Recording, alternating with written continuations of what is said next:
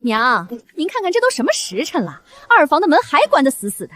知道的说是守寡，不知道的还以为哪家少奶奶睡早床呢。太阳都晒屁股了，还躺着装死，给老娘滚出来！爷，我等下哭，憋着半头输液。不怕。我们老陈家造了什么孽，娶你这么个扫把星？奶奶，我娘烧了一夜，刚睡着。睡？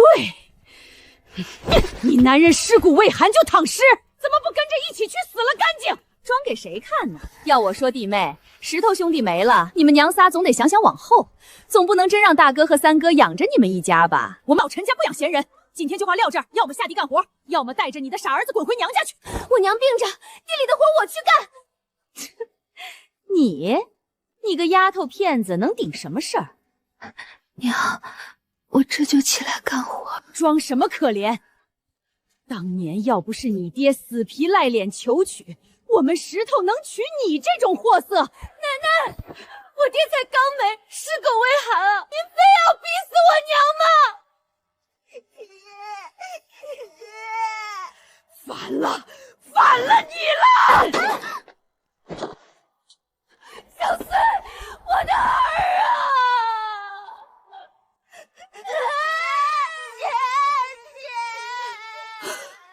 糟了，这要是真打出事，大孙子的亲事可就毁了。哼，臭着片子，这么不抗造，装什么死？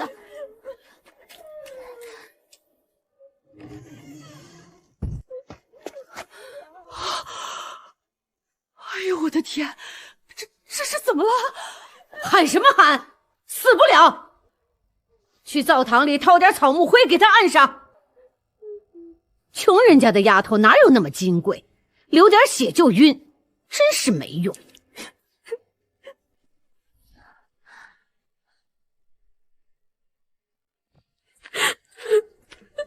真是晦气，沾染上可就倒霉了。石头走了，小穗再有好歹可怎么活？造孽啊！这母女俩也太可怜了。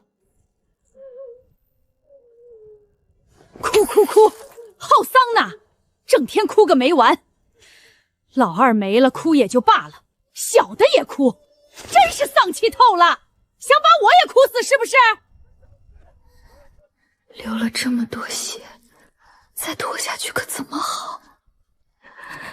就算活出脸面，也要求娘请郎中。小穗撑住，娘这就去求你奶奶。娘，我求求你，小穗流了好多血，求您给几个钱，请个郎中来瞧瞧吧。钱？你说的轻巧，钱是大风刮来的。磕破点皮就要请郎中，哪儿那么金贵？死了也是他命短，省得浪费粮食。哎呦，弟妹，不是我说你，娘持家不容易，大力他们累死累活，哪儿经得起这么折腾？敷点草木灰不就得了？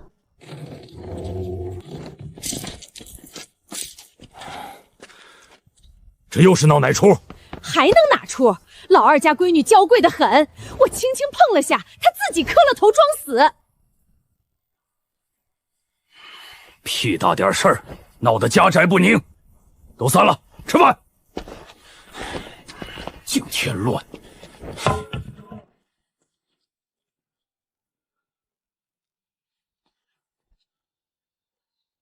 娃看这情况不太好，你偷偷去请村头的刘老郎中，快去快回，好歹是条人命。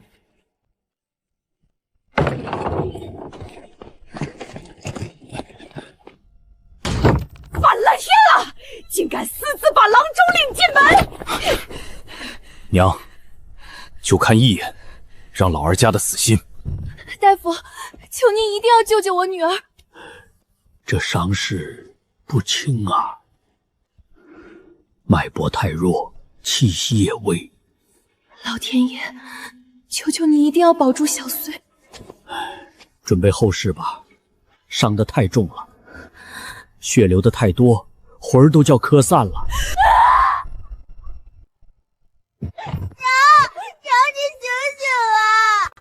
没用的老货，胡说八道什么？就是个骗吃骗喝的江湖郎中。早知道下手轻点儿，白下了那么多粮食。克星、扫把星，一家子丧门星，大的克夫，小的克祖，进门就没安生过。现在好了，都要来克死我呀！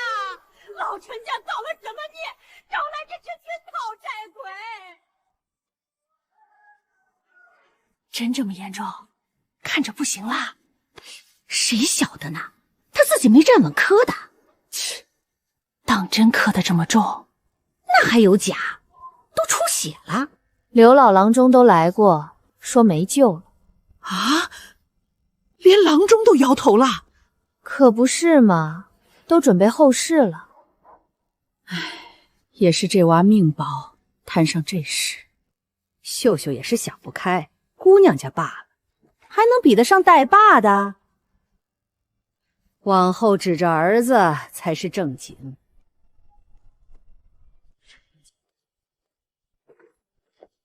丧门星！这他娘叫什么事？丧门星！丧门星！石头兄弟，你娃被作践成这样，丧门星！陈家冷血，今日我算见识了。丧门星！真可怜呐，石头人说没就没了。秀秀这往后日子可怎么过？丧门星，怕是悬了。3年逃荒，我们终究还是栽在了这里。彻骨的冷，剜心的饿，这就是结局了吗？昨天爹还塞给我最后一口野菜饼，娘和小满也都凉了，就这样结束了。穗儿，我的穗儿，醒醒！这不是荒郊野路，是娘还活着，小满也在，我回来了。这伤是昨天奶奶推我撞的，那3年的事不是梦。茅草屋烂稻穗，裂透的田地，还有爹死不瞑目的眼睛，我回来了，回到了一切还没开始的时候。重来一次，还要再走这条死路吗？我只是个村姑，又能改变什么？额角好烫，刚活过来，又要死了。检测到符合条件生命体，精神波动剧烈，求生犹豫达标，正在尝试连接成功，未知个体。谁在说话？这屋里没有第3个人，我不要，你走，别缠上我。宿主不必恐惧，本系统无指体无伤害，编号739，来自高维时空，为收集濒危物种、传承医药文明而来。高维时空，那是什么东西？绑定为互利共赢，无需付出生命魂魄代价。宿主需搜寻濒危药材，录入失传古方与诊疗技法，系统按价值评估发放贡献点奖励。贡献点可兑换米面肉食、止血拓方药、物理工具及医药知识。食物还有药，真的不用拿寿命换，仅需付出劳动，无额外代价。绑定后意识共存，请问是否绑定万界医学传承与物种保全系统？我绑定。指令确认，开始绑定。绑定成功。宿主陈小穗，初始贡献点10点，初级系统商城已开放，祝您合作愉快。这是在我脑子里，额角的疼轻了好多。商城里面会有什么？白米、风干肉、粗布、止血散、精盐，意念触碰图标可播报名称与兑换价格。这些都是能换出来的，不是幻觉，是真的生路。这一次我要让娘和小满都活下来。爹还有15天才能从山里回来，爷爷奶奶和大伯一家根本靠不住。明天奶奶就会闹着分家，赶我们去茅草屋。离了这家人，兑换物资反倒更隐蔽。10点贡献点，刚好换10斤白米。有了这些米，够撑到爹回来了。不对，村委有26子，小满他……系统有没有能防身的东西？贡献点不足，无法兑换攻击性武器，可兑换柴刀或学习简易陷阱制作知识。系统说的对，先活下来再说。前世这伤，我明明昏迷了3天。绑定动用基础能量维稳你的生命体征，伤口已感染，仅靠能量无法根治。新手医药包已投放抗洗角落。头发真的会有东西？真的有，不是吗？不能声张，绝不能被人看见。娘，醒醒！穗儿，你可算醒了。头疼不疼？妈给你倒水去。妈，别去，小声点，别惊动奶奶他们。炕角有2样东西，你帮我拿过来，悄悄的。这是……别问了，苗，来不及解释，先清掉草木灰，用药水擦伤口。好清凉，灼痛感一下子轻了好多。第一步，我撑住了，天亮就分家。这烂日子，我要亲手掰过来。药膏渗进去了，灼痛感退了大半。娘，别问来路，也别跟任何人提，这是咱们娘仨的活命指望。您信我，明天奶奶提分家，咱们一口应下搬去茅草屋。老头子，醒醒，说正事儿。西屋那赔钱货眼看不行了，死家里晦气，耽误青松玉说亲，你得对得起列祖列宗。趁早分去村委草屋，还能省3口粮，是死是活各安天命，眼不见心不烦。随你折腾。只要扯上钱粮和大孙子，老头子就没有不答应的道理。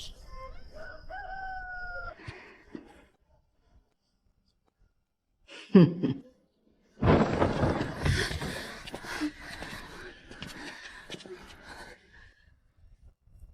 人齐了，说个事儿。二房分出去单过。分家，爹，你们不能这么逼我们。怎么不能？村里守寡的婆娘多了去了。哼，爹娘定的事儿，错不了。我一个妇道人家，怎么活啊？我不同意。二哥尸骨未凉，就把人往死路上逼。闭上你的嘴，这里轮得到你撒野。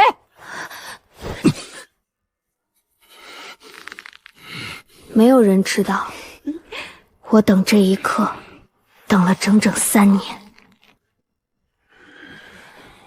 这场羞辱与算计的戏，该我接了。堂屋里这些的神情和前世分毫不差。大锤，别说了，惹娘生气没好果子吃。爷爷冷漠，奶奶刻薄，大伯一家只等着看笑话，离开的念头反倒更坚定了。娘，答应吧，我们走吧。这孩子怎么忽然这么沉稳了？对陈家最后一点年限碎了。好，分家，我们走。哼，算你识相，没多余钱粮分给你们。村委茅草屋落脚，给1口9锅2个破碗。粮食看在孩子份上，给3斤草麦。快去拿东西，趁早把人送走。听说没？老陈家把二房撵出去了。哎，石头才走几天，这也太急了吧？还能为啥？田婆子怕死在家里晦气呗。亲孙女儿都能这么狠。自家粮刚刚落底，我又能怎么办？茅草屋比记忆里还要破败。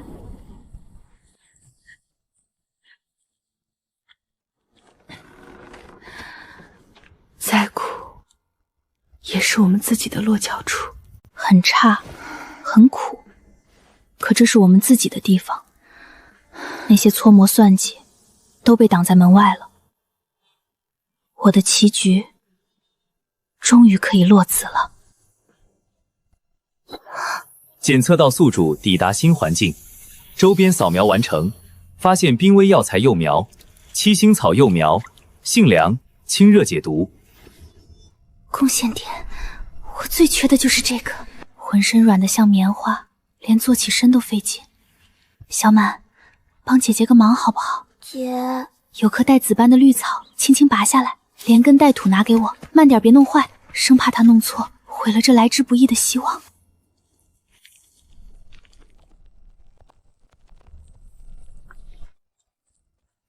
姐，草。我们小满真厉害，检测到七星草幼苗1株，是否提交？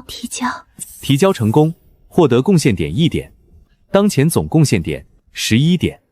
成了，路得一步步走，快点，再快点。这一觉睡得极不安稳，小满在水里越沉越深，娘哭到咳血，倒在黄路上。小穗醒了，饿了吧？娘煮了粥，这就给你盛。前世逃荒，连这样的清汤寡水都是奢望。第1天就这样过去了，路还长，可灯归走起来了。明天还有更多的草要采，离开陈家不过是闯过了第1关，我必须尽快好起来，才能护着娘和小满。多躺1天就多1分风险。先看看系统里有什么药，这些药功效都好，可贡献点也高得吓人。我现在只有11点贡献点，根本买不起。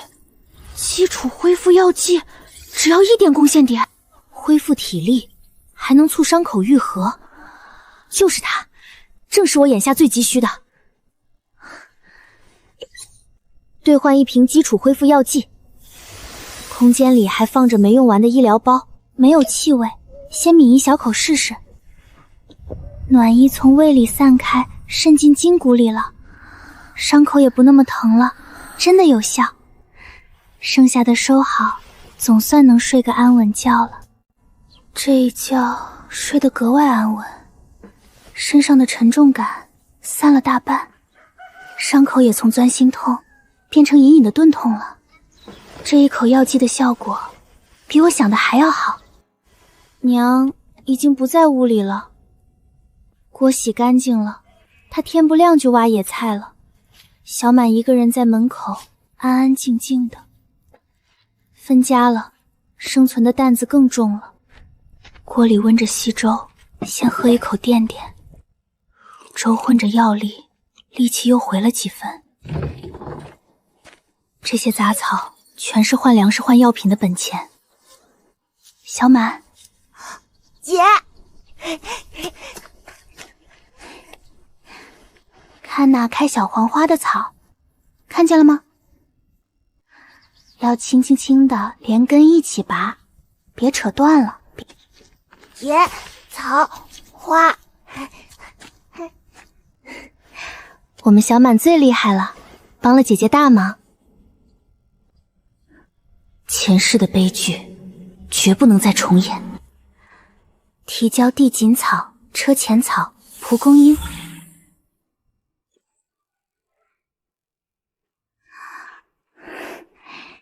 这是分家以来头一次实打实的希望。能多挖一颗，孩子们就多一口粮。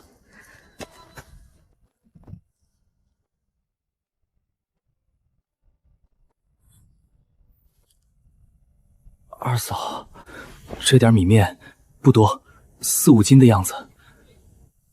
是巧至今早绕路去集上买的，还有几筐菜，自下园子摘的。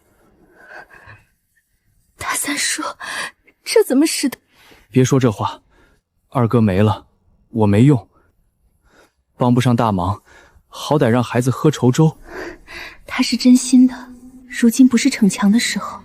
谢谢你三叔，也替我谢巧枝妹子。有难处就捎话，能帮的我尽量。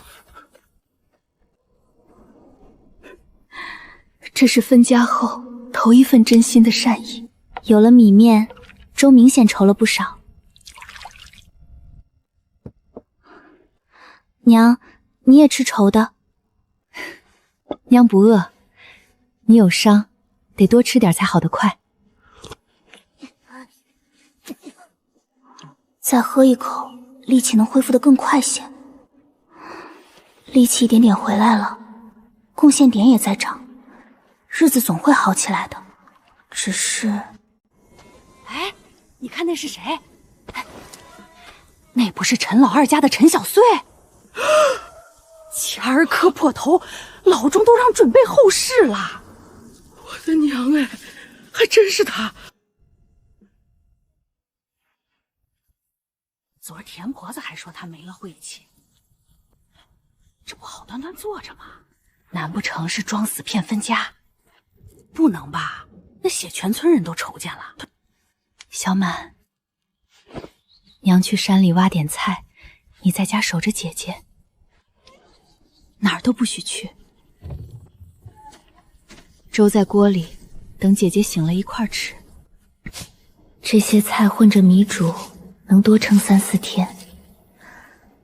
要是能再找到点野葱，就更好了。哟，这不是石头嫂子吗？石头哥没了，嫂子一个人带俩娃儿。你滚开！装什么贞洁烈女？臭娘们儿，你敢打我！跑回家，跑到孩子身边去。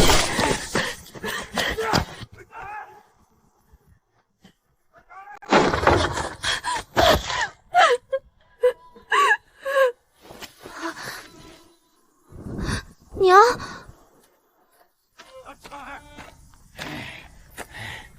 臭娘们儿还敢跑，敢动手打老子！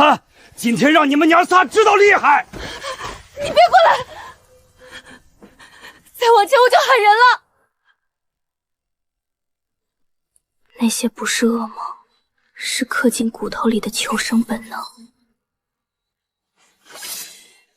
兑换，消耗3点贡献值。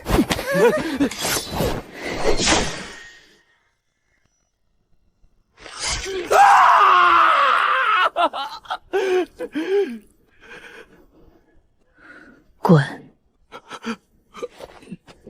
再碰我孩子一下，下一刀扎的就是你心口。行，你们给我等着，这事儿没完！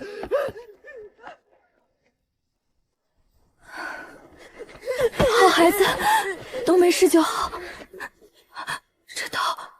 这刀哪儿来的？今早挪柴火的时候，在柴堆底下土里挖出来的，应该是爹以前藏在这儿的，留着防身的。我的小穗，不知什么时候能护出这个家了。绝不亲兄的心胸狭隘，这场风波才刚刚开始。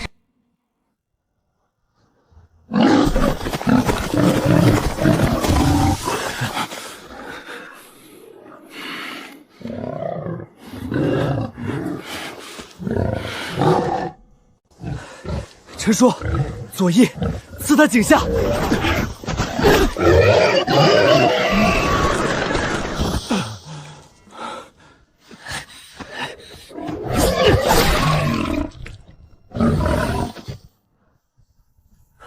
林小子，撑住，有肉了，咱们很快就能回家了。一头野猪解了眼前的饿，换口粮盘缠才是难事。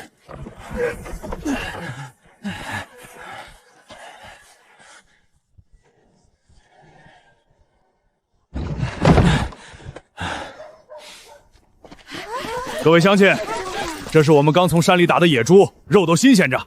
镇上猪肉15文一斤，我们急着赶路回乡，这里卖12文一斤。想割肉尝尝鲜的，都过来看看。张婶儿，给我来2斤，我要1斤瘦的。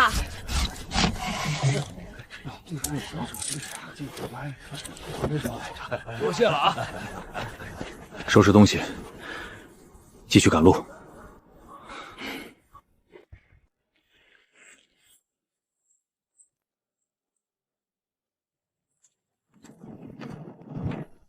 再赶一段路，就能离家里更近一步了。有了钱，就有了底气，连脚下的路都稳了几分。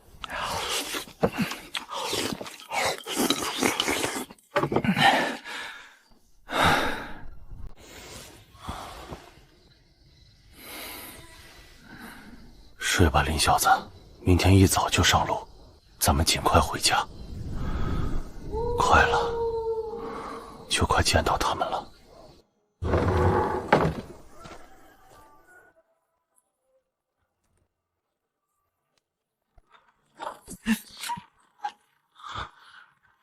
生，拖不得了。老丈，向您打听个事儿，修河道的徭役早散了啊！前几天就走完了人，听说还出事儿了。可不是嘛，淹死2个，尸首至今没捞着，可怜见呐。老乡，死的那2个是哪儿的人？陈叔，我们不行，先看大夫，你这个胳膊再拖就废了。我撑得住，先回家要紧。胡闹！胳膊废了，你以后怎么打猎？听我的，伤好了才能踏踏实实回去。怎么弄的？被山石砸裂了骨头，没顾上养，后来又跟野猪搏了一回。胡闹！原先就骨裂，还敢强行用力，再晚来2天，你这胳膊就真废了。老先生，求您一定想想办法，多少钱我们都治。忍着点儿。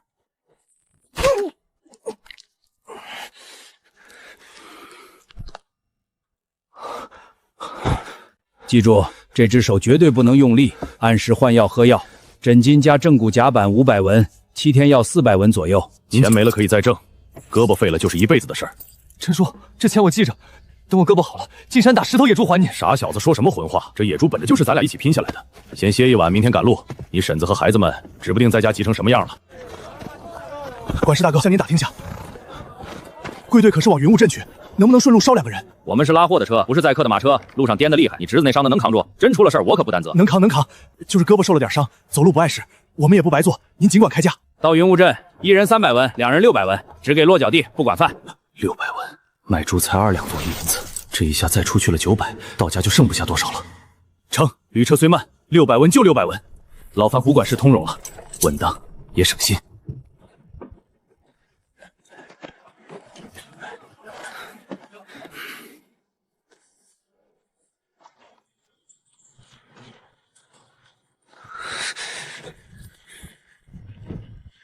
再忍忍，林小子，就快到了。只盼着家里一切安好，爹娘别太忧心。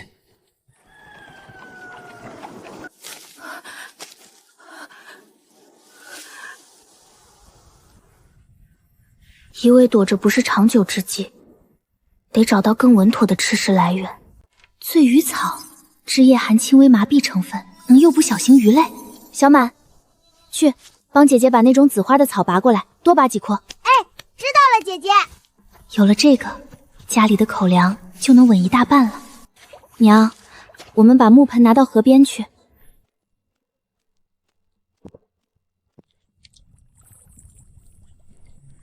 这草真能引来鱼？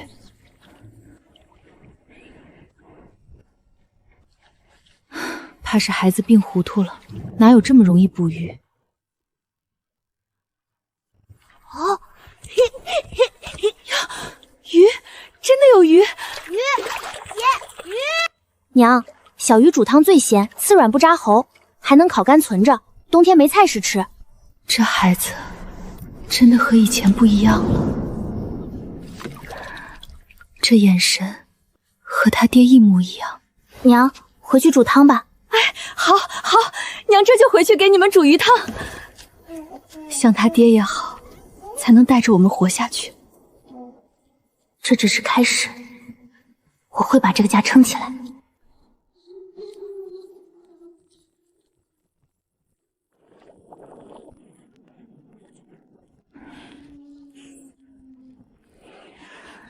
多久没闻见肉香了？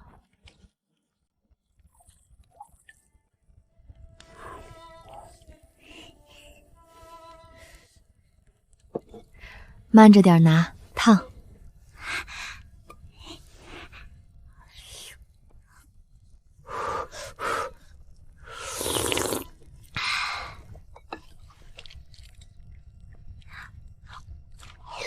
娘，姐，好吃。慢些吃，锅里还有。这只是开始，我会把这个家一点点撑起来。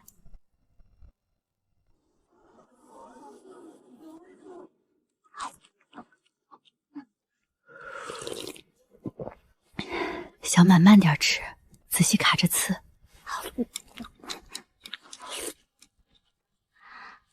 娘，你怎么了？没事儿，妈就是觉着自己没用。娘，以前是以前，现在是现在，咱们不靠别人也吃上鱼了，日子只会越来越好。妈信你，以后都是好日子。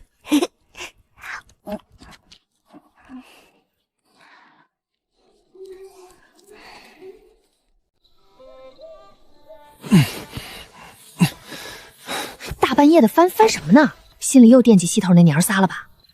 唉，二哥就这么没了，扔下他们孤儿寡母的，这往后可怎么活？惦记有什么用？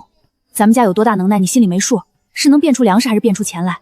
青林能去镇上读书，全靠我哥捡了一半树书，不然咱们哪供得起？兰儿常去外婆家住，婆婆大嫂不挑我刺，还不是看着我娘家面子？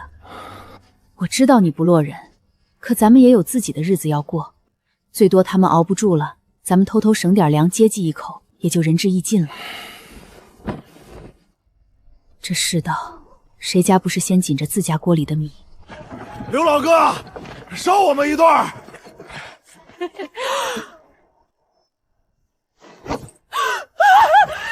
是人是鬼？你不是淹死在河道上了吗？两位婶子别怕，我活得好好的，被水冲下去，多亏这位林家兄弟的照应。真没死啊！真是龙王爷开眼了。大难不死，必有后福。刘老哥，劳烦快些走吧。坐稳了，马上就能见到秀秀和孩子了，也不知道他们娘仨咋样了。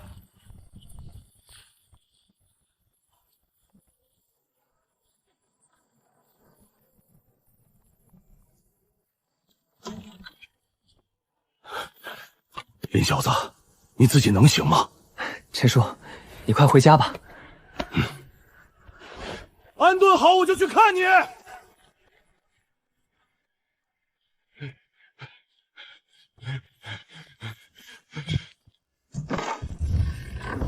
秀秀，小翠，爹回来了！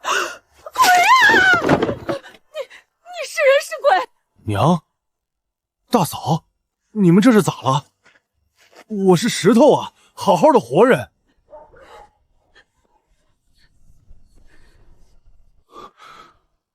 怎么不见秀秀和孩子？秀秀、小穗、小满，他们那些东西一件都没剩下。娘，秀秀呢？孩子们去哪儿了？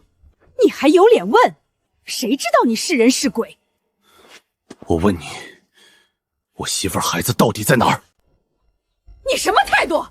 眼里还有没有长辈？张口闭口就是那个丧门星，要不是他克娘，弟妹，你二嫂和孩子们怎么了？分家？才走10几天，家怎么就散了？他们被分到哪儿了？村委茅草屋。茅草屋？那地方根本不是人住的。丧门星就是丧门星，一回来就闹事。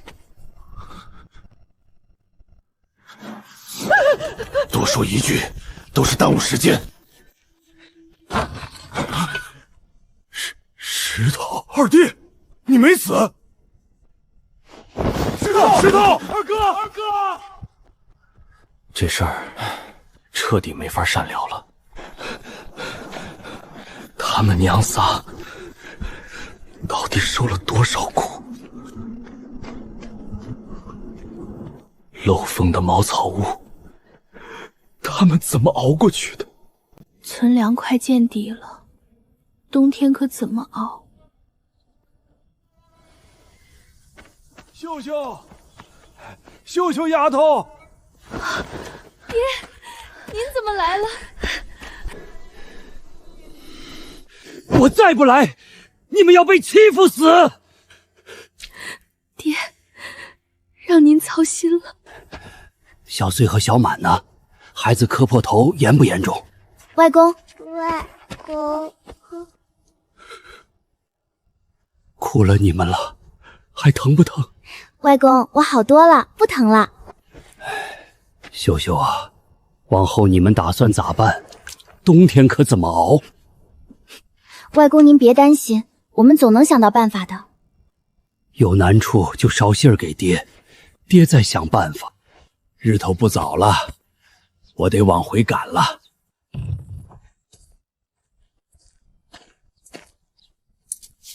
拿着，买点细粮给孩子补补。爹一把年纪还为我操心。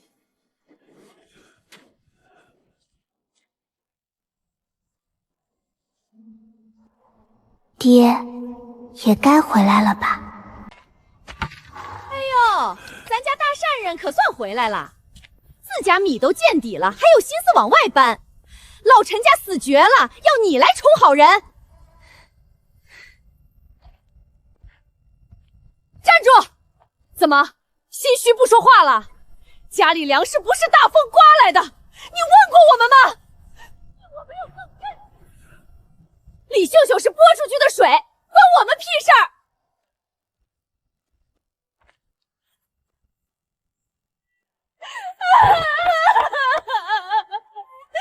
你爹把活命粮投给你妹妹了！吵什么吵？不怕街坊笑话吗？爹，秀秀那边以后少管吧。没尽孝，反倒让爹受气。娘，别难受，等日子过好，咱们接外公来住。傻丫头，净说孩子话。好，娘等着小穗有出息。家门口野菜快挖光了。石头家的也来了，田婆子真下得去手。你小点声，小心让人听见。他们娘儿仨冬天可咋熬啊？只要不停下，就当听不见。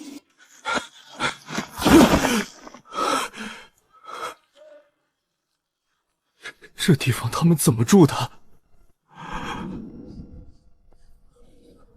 小满都长这么大了。爹回来了！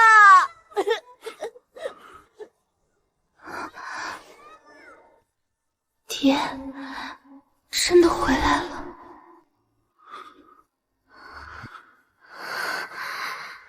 小穗的头怎么伤成这样？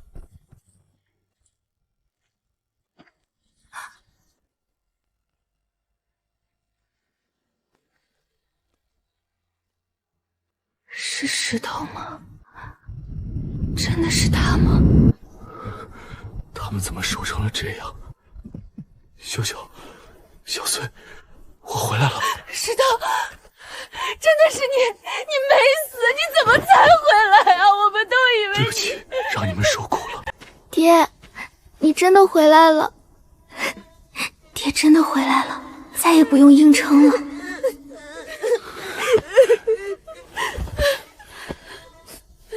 总算都好好的。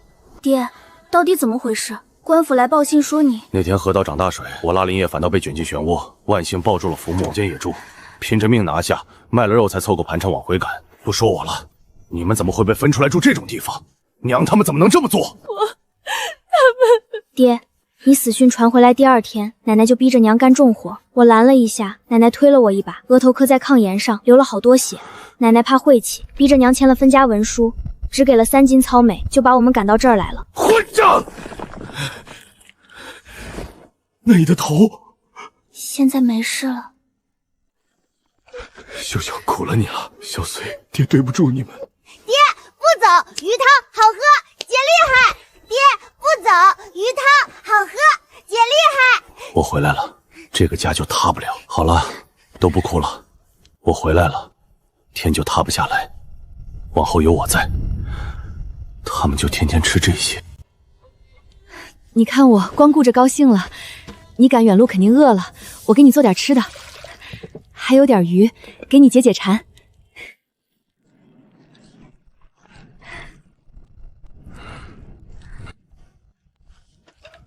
我来烧。爹回来，开心。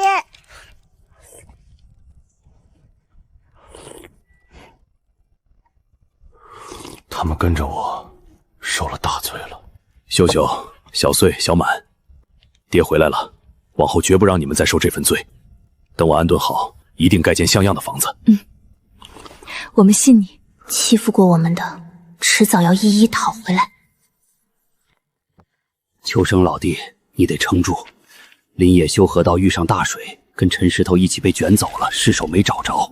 官府发了抚恤300文。我的野儿就这么没了。爹，哥哥真的不回来了吗？希儿想哥哥了。希儿乖，哥哥去了很远的地方。老林，节哀啊！谁能想到出这种事儿？谁说不是呢？秋生腿脚独苗本来就不利索，顶住没了，剩下老的小的小，这日子想想都难。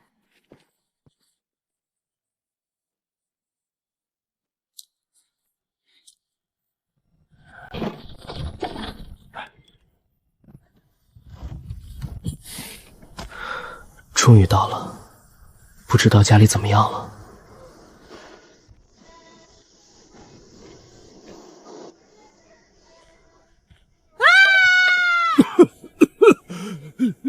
林家小子，你是人是鬼？阿弥陀佛，不是说你淹死了吗？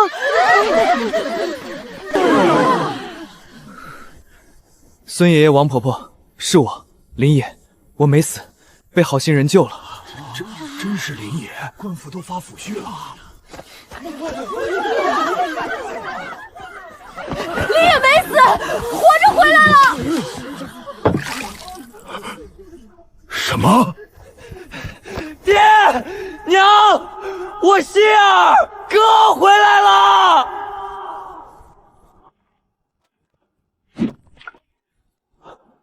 野儿，哼，又幻听了，老了不中用了。哥哥，爹娘，希儿，开门啊！我是林野，我没死。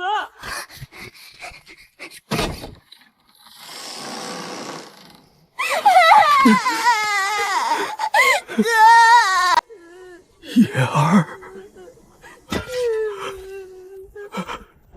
爹娘，我回来了，我没死。爹娘呢？他怎么没出来？哥，娘病了，起不来床。什么？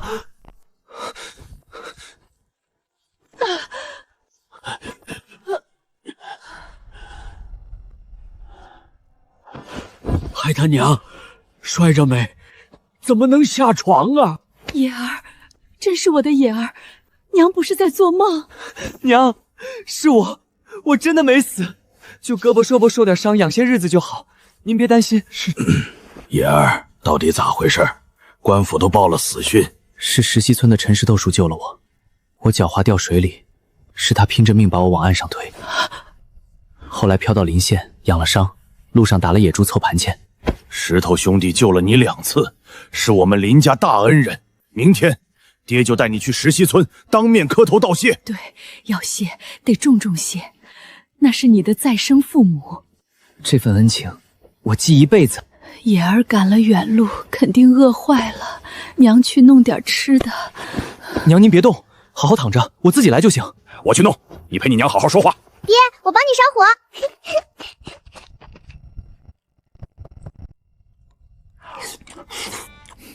娘，一路净啃干馍，硬的硌牙没味儿。吃你的，我够了。反了，真是反了天了！这孽障，眼里还有我这个爹吗？这个没良心的白眼狼，一进门先奔的丧门星去，狐妹子灌了迷魂汤。明明是他们逼走二嫂，反倒说二哥不孝。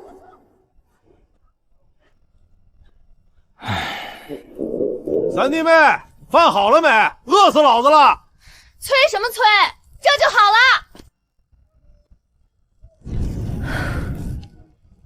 这一家子真是没救了。哎呀，真是石头，居然真没死！田婆子这回可栽了，看他怎么收场！石头哥，真是你，你真没事儿？没死成，命大，回来了。石头哥，我之前听说你没了，也难受了好几天。小碎丫头受伤那会儿，我也来看过。这是，当初我背她走10几里山路，救她一条腿。我妻儿落难的时候，她也只站在门口看了一眼。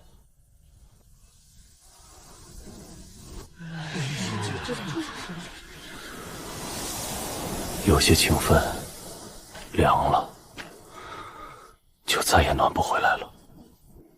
看石头这态度，是对刘旺寒心了。从前穿一条裤子，出事半袋粮都没送过。有些交情，那天就已经碎了。没事儿，吃饭。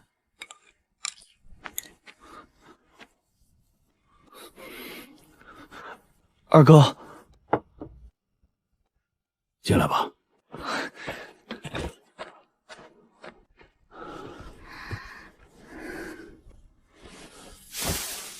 二哥，你这到底是咋回事？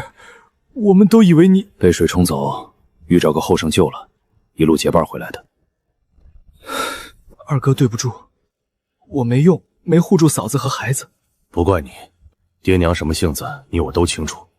你能偷偷送半袋粮，这份情二哥记着，总比嘴上喊兄弟，有时连人影都不见的强。二哥，爹在家发了好大的火，让你回去。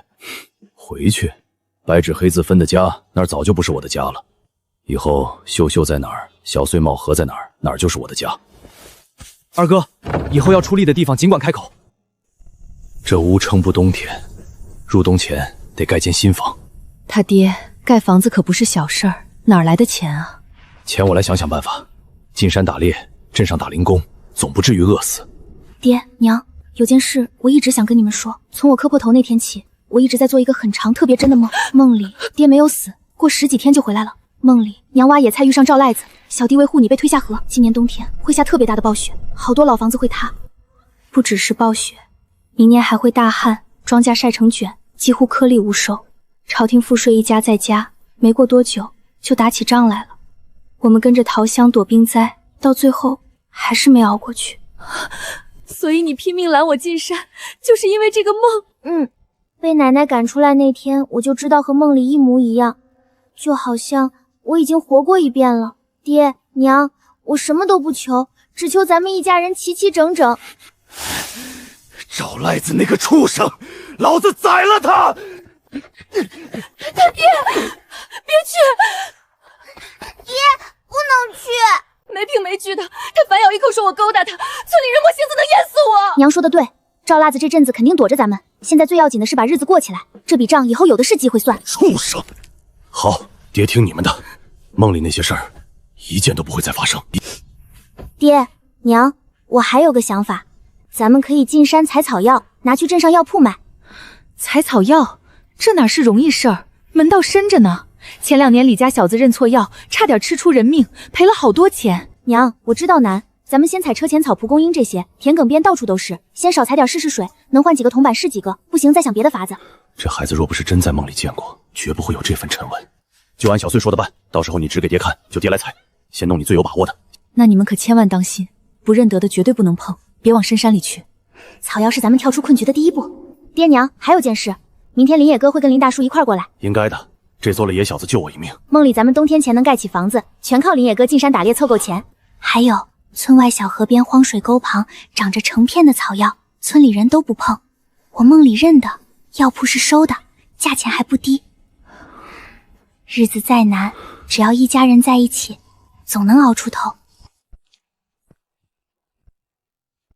小满，不能去河边。娘，走，娘跟你们一块儿去。玩水！不行，小满听话，这地方危险，以后不许自己往河边来。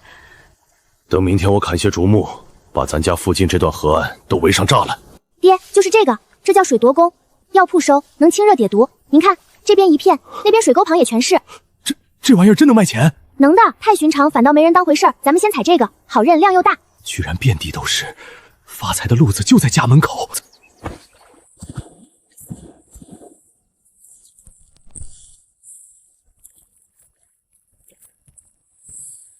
这东西要是能换钱，盖房子的头一笔钱就有着落了。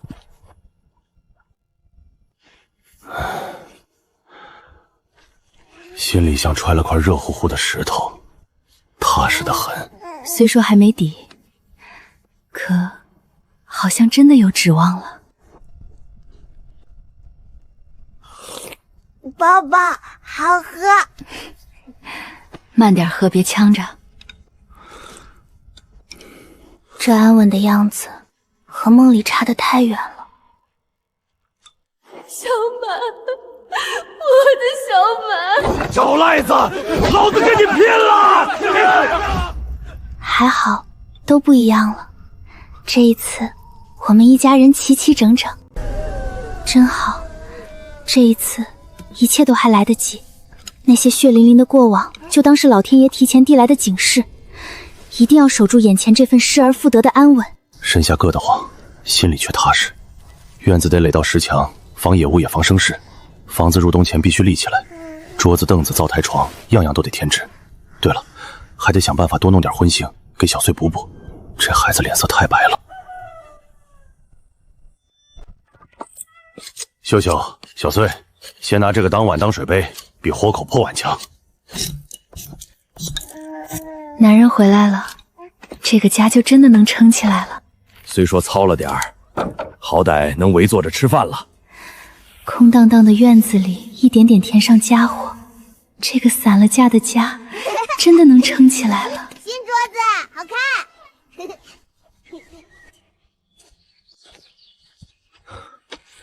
这个不行，就那个埋了吧。这两个还行，肥硕的很。运气不错，还有只张祖，昨夜刚落网的，还新鲜着。爹，这只拿回去给娘炖汤，好好补补。这些天他肯定没睡过安稳觉。好，听你的。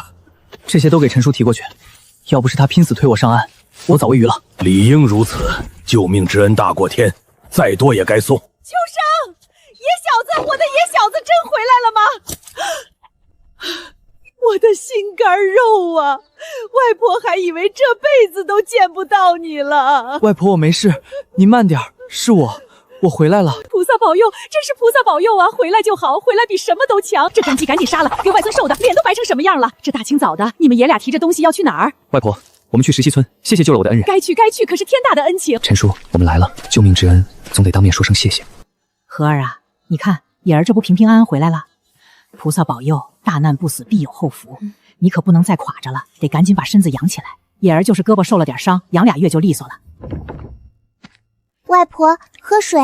哎呦，我们希儿真能干，都知道照顾娘了。这些天苦了我的小乖乖了。对了，跟你们说件喜事儿，你大哥家媳妇儿前儿个给我生了个大胖重孙。等咱野儿胳膊养好了，娘就在鹿鸣涧给他寻摸个好姑娘。野儿模样周正，又有打猎的好本事，不愁找不到好人家的闺女。等成了家，早点你生个大胖孙子，家里添丁进口，热热闹闹的，那才叫过日子。哎，哪像前些天连冷清清事儿的壮士力都没有，看着就让人心里发慌。娘，我知道了，会好起来的。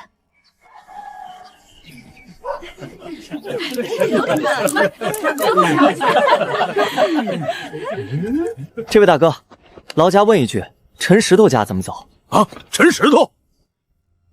你们找他干啥？陈石头家穷成那样，这俩外张人提着这么吃肉找他，不对劲儿啊！前些天修洛清江河道的时候，陈石头陈叔救了我的命。哎呀，原来当初河道出事，石头是为了救人才被水冲走的。是真的，要不是陈叔，我早就喂了鱼了。那么急的河水，有几个人能自己命都不顾就去拉别人？喏，顺着这条路走到头，最破的那间茅草屋就是了。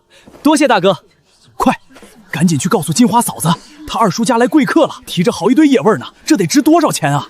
金华嫂子，大事儿！咋了？大呼小叫的。陈石头救了那个后生过来报恩了，提着好一堆野味呢。啥？你说啥？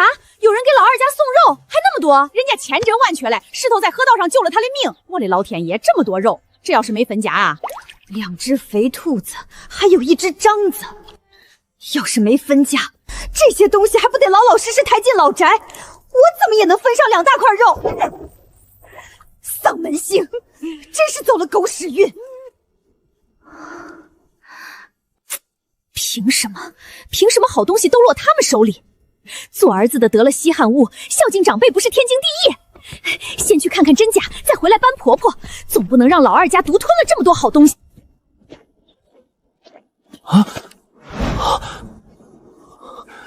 这就是陈叔家，也太破了。这屋子一阵大风就能掀翻吧？地上潮，大人能扛，孩子和秀秀总睡干草堆不行，得赶做张竹床。陈叔，林小子，林老哥，快进来，快进来！家里简陋，委屈你们了，先喝口水歇歇。嫂子千万别这么说，陈叔、婶子，这点东西不成敬意，多谢您在江里舍命救我，要不是您，我林爷早就喂鱼了。老子客气话就不说了，你能平平安安回来，比啥都强。我的天，真有这么多！这兔子肥的，这伤子比我想的还大，凭啥这么多好东西全落他们手里？赶紧告诉爹娘去，让他们来主持公道。东西我们收下了，走进屋说话。这鬼天气热死人了，养那么多儿子，连块阴凉地儿都不知道给娘刨出来，真是白养了。爹娘，大力，出事儿了，出大事儿了！嚎什么丧？天大的事儿也容不得你这般咋呼！这事儿可比天塌下来堵心。村委老二家，他家救下的后生拎着整只獐子肥兔子上门报恩呢。娘，您和爹评评理，老二得了这么珍贵的野味，半分都不惦记自家爹娘。娘，要我说，您和爹就该亲自走一趟。您是长辈，开口要他点肉，他敢不给？这理走到哪儿都说得通。他要是真敢不给，那就是不孝。咱们正好让全村人评评理。反了他了！走，老头子，跟我去村委，我倒要看看他陈石头眼里还有没有我这个亲娘。石头兄弟，我就野儿这么一个儿子，他娘身子本就弱，一听到儿子没了，当场就垮了，差点。要不是你拼死救了他，我老林家不只是没了儿子，恐怕连孩子娘也留不住了。能用得上我们林家的，尽管出人出力，绝无二话。陈叔，还有之前镇上医馆治胳膊的钱，我一定还给您。钱的事儿以后再说，不急。眼下最要紧的是你把胳膊养好，林老哥和嫂子也把身子养回来，比什么都强。陈石头，你个没良心的白眼狼！你眼里还有我这个娘吗？得了这么多好东西，不知道往老宅送，反倒自己关起门来吃独食。哥娘生你养你一场不容易，有了好东西先紧着长辈，这是规矩。这么些好东西，竟半点不想着老宅。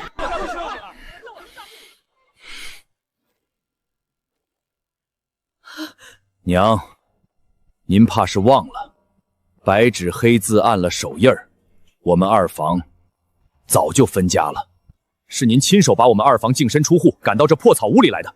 现在我陈石头挣的得的，每一文钱每一口吃的，都跟老陈家没有半个铜板的关系。这些东西是林老弟谢我救命之恩的，是我的，我想给谁吃就给谁吃，轮不到平人来指手画脚。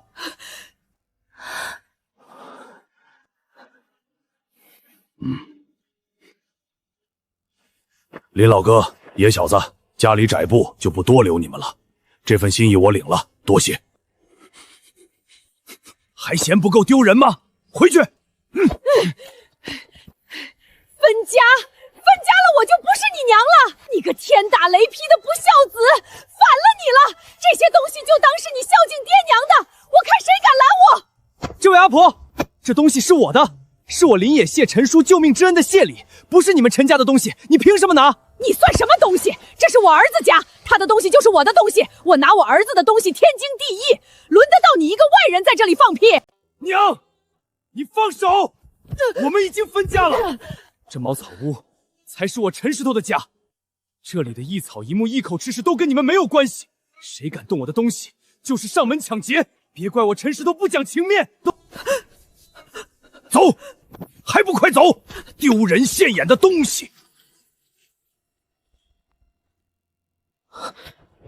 陈叔，对不起，给您添麻烦了。不关你的事儿，这个家早就该这样了。田婆子这也太不要脸了吧！人家是他哭着喊着逼人家分的，净身出户敢去碰，这吃相太难看。就是，还当是以前在老宅呢，人家石头都说得明明白白，分家了。石头这孩子也是倒了血霉，摊上这么个娘，死里逃生捡回一条命，回来媳妇儿孩子还就这么草，看见没？就这德行，谁惹得起？现在对亲儿子都这样，哎，也就石头能硬气起来。这石溪村谁要是被田婆子缠上，那就是沾了甩不掉的烂泥。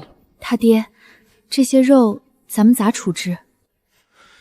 我提到镇上卖了，这些东西看着多，吃下肚也就没了，换成钱能买不少粮食，还能扯点布给你们娘儿仨做身新衣裳。另外，我打算买只鸡回来。小穗这次伤了元气，得好好补补。你也瘦小满正长身子，炖只鸡多喝点汤，比吃这些野物实在。听你的。爹，你要不一起带到镇上药铺问问，就算价钱低，能换几个铜板也是好的。肉没了。小满乖，爹爹就不是把肉拿走不要了，是去制场上用肉换鸡回来，晚上让娘给咱们炖香喷喷的鸡汤。鸡肉比兔子肉还嫩还好吃呢。好，喝鸡汤。日子总能过好的。咋样？见到恩人了吧？东西都送到了，他们家里还好吗？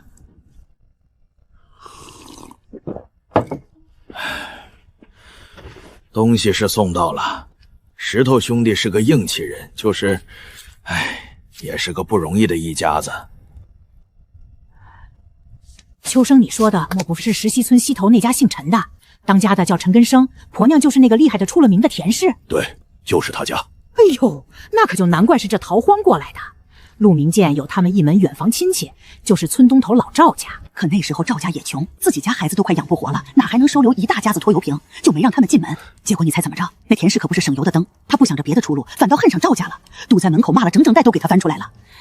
赵家婆子也是个暴脾气，当场就跟他对骂起来了。那田氏自己骂不过，竟喊上他男人，还有当时才16、17岁的大儿子，冲上去把赵婆子给打了，下手那叫一个狠，生生把人一条腿打断，躺在床上大半年都下不来地。后来呢？后来自然闹到了官府，可陈家是逃荒过来的，要钱没有，要命一条，官差来了也没辙，总不能把一家子都抓进去。结果你猜怎么着？那田氏心一横，竟把当时才16岁的二儿子，就是你们说陈石头推出什么罪，一口咬定是孩子年轻气盛动的手，跟旁人没关系。石头那孩子就这么替家里扛了罪，被抓去修了半年城墙，风吹日晒，吃不饱穿不暖。打那以后，田氏泼辣狠毒，连亲儿子都能推出去顶缸的名声就传开了，十里八乡谁不忌讳？也难怪石头现在对他娘那副态度。原来陈叔的冷不是一天冻成的。所以啊，他们家落到今天这地面，一点都不奇怪。石头是个好孩子，踏实就是命苦，被一家子吸血鬼拖累着。你们以后多帮衬着点是应该的，但也得留神，别被他那一家子缠。外婆，陈叔他们已经分家了，白纸黑字按着手印了。分家了，好啊，分得好，早就该分了。分出来当过，眼前是难了点，全心全于自己小家打算，这日子才算有奔头了。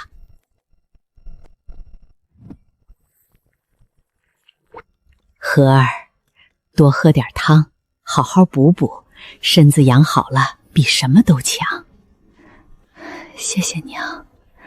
野儿也多吃点儿，伤了元气，得好好养回来。谢谢外婆。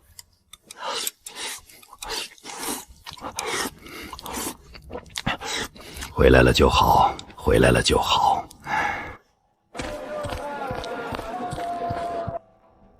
兔子按斤算，30文一斤，2只共270文。这伤子个头足，肉质也紧，给你算400文。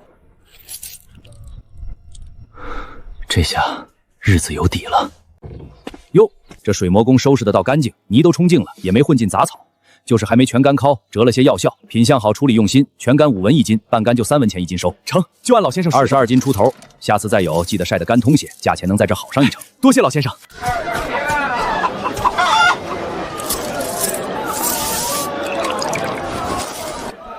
石头坊真能攀上了。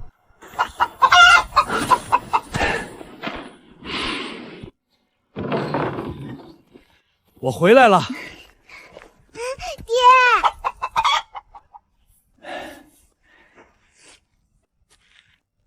镇上买的，还热乎着，你们娘仨分着吃。小满，你看，这个叫车前草，记住了吗？车前。对了，这个叫益母草，你看它的小花紫莹莹的。益母。小满，这个是什么呀？车前草。爹娘，你们快看，小满记住了，我只说了一遍，他就记住了。小满，那你看看这个是什么？蒲公英。好小子，我儿子不傻，我儿子聪明着呢。小穗，你猜那草药卖了多少钱？70文，整整70文。药铺老先生说咱们收拾的干净，品性挺好，以后有了还能送过去。大半天采的草药比去镇上做一天苦工赚的还多，扛一天石头也就30文，这路子真能行。小穗，你再多教爹认几种，爹明天一早就进山采。他爹，认药采药的事儿有我和小穗呢。你眼下先把竹床做出来，再把屋顶仔细补补才是正经。我瞧着这2天云气重，说不定哪天就下雨。现在这屋顶肯定扛不住大雨。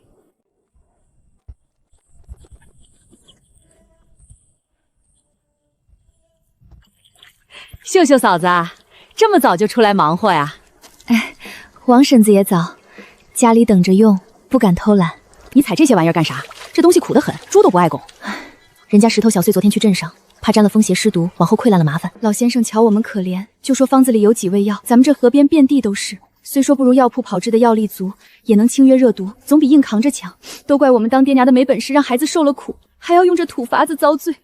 我这当娘的心里头难受啊！哎呦，原来是这么回事儿，你可别太往心里去，土法子有时候也顶用。多谢婶子体谅，我再采点就回去。是赚钱的小碎事绝不能声张。上次那人上门抢猎物的时候，保不齐又要生出多少事，还历历在目。闷声攒钱盖房子，把日子过稳了，比什么都强。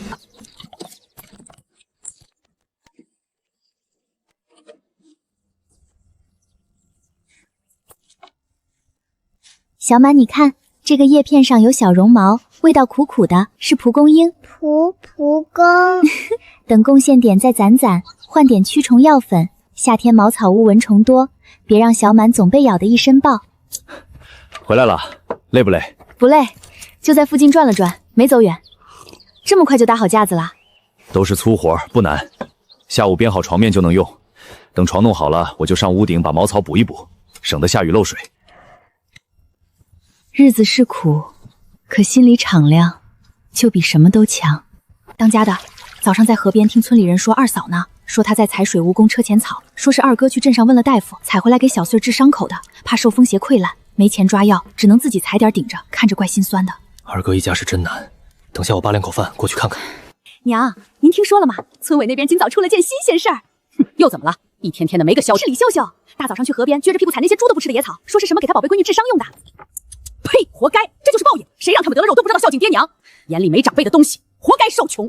那死丫头片子命硬得很，磕一下都死不了，纯浪费粮食，吃了我们老陈家这么多年饭，这点小伤就装模作样采野草，做给谁看呢？死了也是活该。二哥，大锤，有事儿？没啥大事，就是叫俩看看呀，家里还过得个去不？等田里忙过这一阵儿，我过来帮你把屋顶弄弄。不用了，小穗好多了，还没见着青林和兰儿。青林在学堂还好，夫子可还满意？那小子还行，夫子说中规中矩，不算拔尖也没闯祸，让接着用功。那就好。兰儿呢？没在家，去他外婆家住了小半个月了，我下午就去接回来。总住在亲戚家也不是事儿。今天村里新鲜事儿可不少，你听说河边那档子事儿了吗？是不是村委那家的事儿？我上午也听人提了2句，怪可怜见的。说来说去，终究还是落到了刚死里逃生的陈石头一家身上。娘，您今早没去河边是没看见，石头家秀秀看着怪可怜的。我后来也听人说了，说是石头去镇上问了小穗那伤口，怕沾上风邪烂成眼症，得用这些草药煎水擦拭，清热解毒，去腐生津。不是那个娘作了，亲孙女伤成那样，不说帮衬一把，反倒把人赶出。快别说了，那一家子谁沾上谁倒霉。当初他们刚来村里，跟陆明艳、老赵家那档子事儿你忘了？赵婆子那条腿，石头是个好孩子，就是命不好，摊个这样的娘。还好咱们家跟他们走得不远不近，以后也得远着点，千万别去找。其实田氏那姨子，你们见了都要绕道走，少去沾惹，更别在背后嚼舌根。知道了，都听你的。咱们家日子过得安安稳稳的，没必要去惹一身骚。那种人就跟茅坑里的石头似的，又臭又硬，你踢一脚只会脏了自己的鞋。远着点儿，躲着点儿，就是最稳妥的法子。石头这孩子可惜了，如今分出去单过也算好事。只盼着他们一家能安生生把日子过起来。至于他，只要别翻到自己头上，就当没看见吧。只盼着这滩烂泥别再溅到自家身上。爹，这些草药都炮制好了，再放着怕夜里反潮。明儿您就去镇上卖了吧，堆着也占地方。好，明天一早就去。这次量比上次多不少，应该能卖个好价钱。他爹，你明天卖了草药，要是价钱还行，能不能绕去我爹那儿一趟？上次爹偷偷送粮食过来，嫂子那边肯定没给他好脸色，我这心里一直紧惦记着。你放心，我记着。老先生，这是我采的草药，您给看看品相。不错，品类多了几样，品相依旧干净，是用了心的。老夫姓韩，往后你采了合格的药材，只管送来，价钱上亏不了你。小人陈石头，石溪村的，往后采了药，定然都给您送过来。老不中用的东西，下个田都能崴脚奔子，我看你就是存心夺懒，还有脸往外面搬粮食，充什么大发？自家锅都快揭不开盖了，还惦记那嫁出去的赔钱货。巧什么巧？催命啊！陈石头，你不是淹死了吗？大白天见鬼了！没死成不回你自己家，跑我这儿来讨饭。告诉你，要钱没有，要粮更没有，滚！我不是来要东西的，我岳父呢？他脚怎么样了？那老不死的，你赶紧接走正好。反正他天天惦记他那好女儿，之前送出去的粮就当预付食果费了。哦，原来是来还粮食的，拿来吧你，早该还了。切！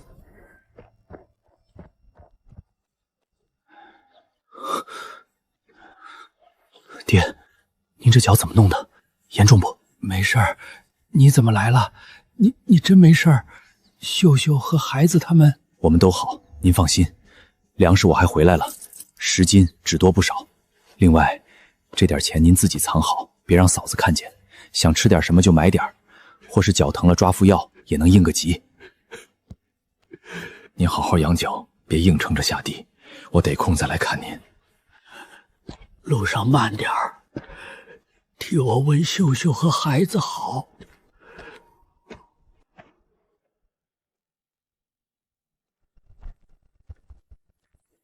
这日子终究是苦了爹，等家里新子房盖起来，日子宽裕了，一定把爹接过去，让他老人家吃上几顿舒心饭，不用再看任何人脸色。家里妻儿还等着，岳父的脚也悬着心，得赶紧回去。回来了，饿坏了吧？快坐下歇歇。爹，喝水。草药卖了330文，这么多，这可真是太好了。按这个势头，顺利的话，1个月能有1-2两银子进项。虽说冬春2季采不了药，可1年年下来也能攒下不少，比在老宅时1年到头攒不下5两银子强太多了。只要这条路子稳，房子、好日子都会慢慢有的。还有件事儿，我去杏子坡见着爹了，他夏天崴了脚，脚踝肿得老高。什么？娟儿嘴里没一句好话，对着老人骂得难听，看样子平时也没少给气受。什么？我爹摔了，严不严重？请郎中瞧过没有？我琢磨着把爹接过来住些日子吧。爹在那边吃不好睡不好，咱们这儿屋子是破了点儿，几个地方躺下。小碎小满也懂事儿，能陪着能方便他说说话，养伤就得尽心。爹在咱们这儿总比那边受气强，你觉得呢？还他爹，听你的，我们去接爹，这就去。事不宜迟，趁着天还没黑，咱们现在就去杏子坡把爹接回来。好，我这就收拾。小碎，爹娘放心，我会看好弟弟，关好门的。小满，陪姐姐去那边走走好不好？好。警告：检测至高能量反应，正在扫描，发现未知变种草药，初步判定为龙纹血石草远古近心。触发紧急任务：收集完整植株样本，每株5贡献点。5贡献点1株，这一大片得有多少？这哪里是荒地，这是座没人发现的金山啊！发了，这次真的发了。小满乖乖坐这儿等姐姐，不许乱跑，好不好？小满不动。根系这么浅，比预想的省力多了，这样就好办了，采集起来省时又省力。丁，成功回收龙纹血角草23株，获得贡献点115点，当前总贡献点129点。小满真乖，我们回家了。系统回收价都这么高，拿去镇上药铺卖，价钱肯定也低不了。老不死的棺材林子，没人要的废物，胳膊肘往外拐，疼那嫁出去的赔钱货，活该你没人管。我竟从没想过，爹日日要听这样的话，活该你没人管啊！谁呀？催命呢？怎么又是你们？阴魂不散啊！你刚才骂我爹的话，我都听见了。爹，我和石头来接您回家，这地方咱们不待了，接他走，笑死人了！你们那破草棚子能住人？别到时候把老棺材缸子冻死、饿死，反倒赖上我们！闭嘴！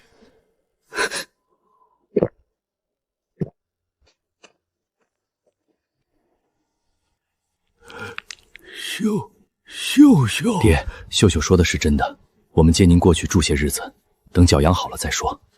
这里，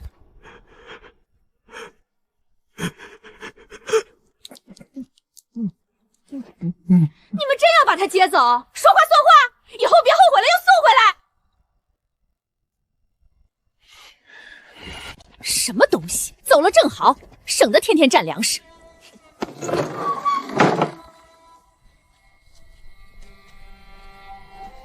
爹，咱们回家了。爹，坐稳。爹，石头，你们慢些，我在前头探路。哎，那不是石头吗？背上背的是谁呀？看这眼生，不像咱村的。秀秀也跟着，看样子是病了还是伤了？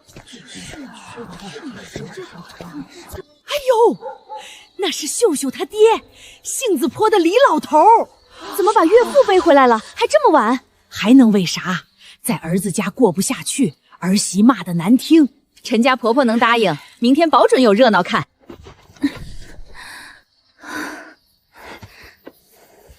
外公，您坐稳。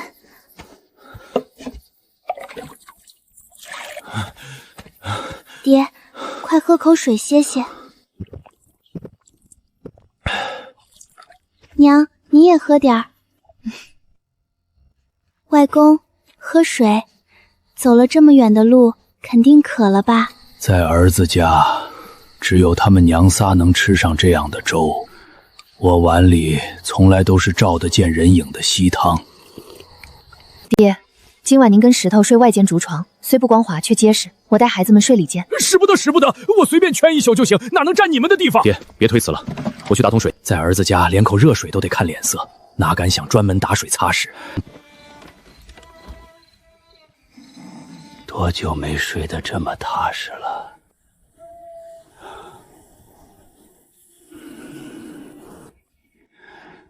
这才是家呀！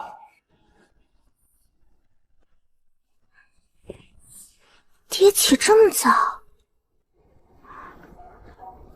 是爹拔的，他竟认出这草能换钱。秀秀嫂子，昨儿瞧见石头背了个老人家回来，是你爹吧？老爷子这是咋了？是我爹，脚崴了，行动不便，接过来住些日子，方便照顾。我的天爷，自家都穷得叮当响，还接个干不了活的老人来养，纯给自己找罪受。以后可得离远点，别回头找上门来借粮。不知道该下多少米，放多了浪费粮食，放少了不够吃。先烧锅开水，孩子们起来能喝上温水，煮粥也能用。外公，您起这么早，怎么不多睡会儿呀？哎，人老了觉少，起来烧锅水。外公您坐着歇着，我来煮粥就行。小满先去茅房，回来姐姐给你洗脸洗手。好。石头啊，你拔这老鸭干做啥？烧火都不顶用。何婆婆，清一块地方，晚上少挨咬，晒干比照当引尘弄。顺便看看这个篦子能不能撒点菜籽，自家吃着方便。爹，您就在家好好歇着，帮着看着门，脚上最忌走动。我们去附近采点药，晌午前就回来。爹，我身子已经好了，只在山脚活动，绝不往深处去。去可以，必须跟紧你娘，不许乱跑。头晕乏力立刻说一声。我记住了，肯定不乱跑。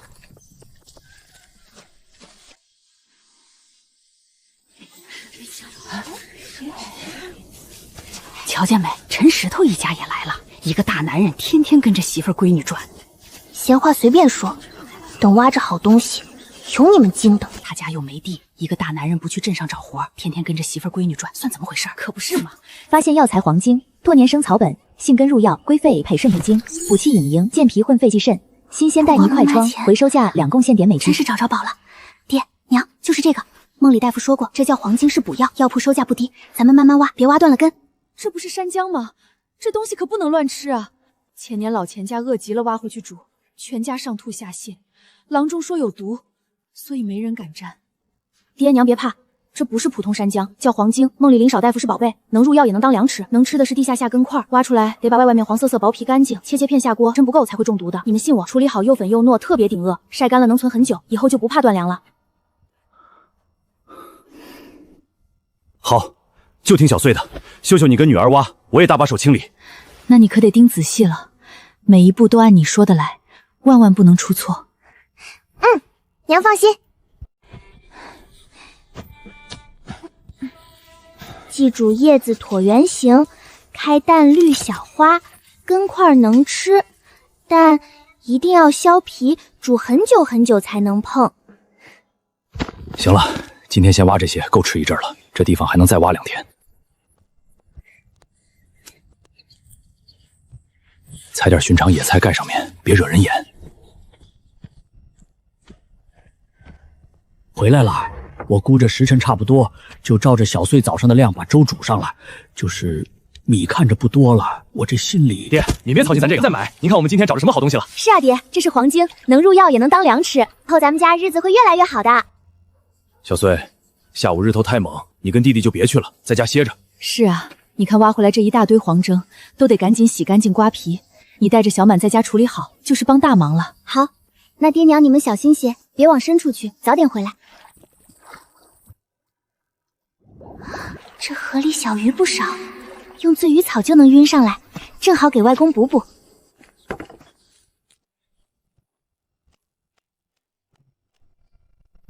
饱满的先拿去药铺问价，合适就卖，压价太低就留着当粮，怎么都不亏。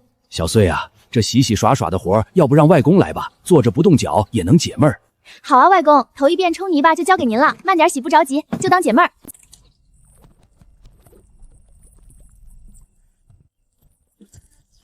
还有这种法子？老公活这么大岁数，头回听说。我们小穗真是厉害，懂得真多。鱼，姐，鱼。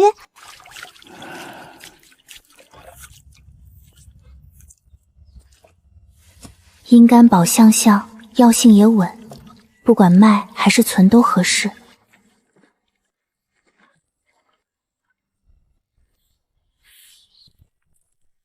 外公帮我看着灶火和小满，我去山脚捡点柴火就回来。好你个陈石头李秀秀，黑了心肝的白眼狼！有钱接外姓老配偶吃白事，没钱孝敬亲娘老子。那天林家送的野味卖那么多钱，一个字儿没往老宅送。你们眼里还有没有长辈？还有没有这个家？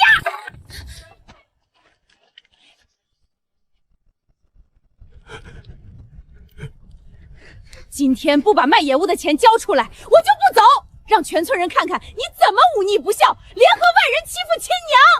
你个老废物，除了喘气还会干什么？粪桶都比你有用，儿子都不要你，还不是因为你这张丧门星脸晦气，没皮没脸的老棺材囊子。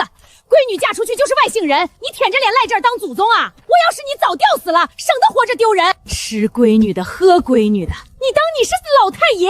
撒泡尿照照，你就是没人要的老赖皮狗！老不死的东西，活着糟蹋粮食，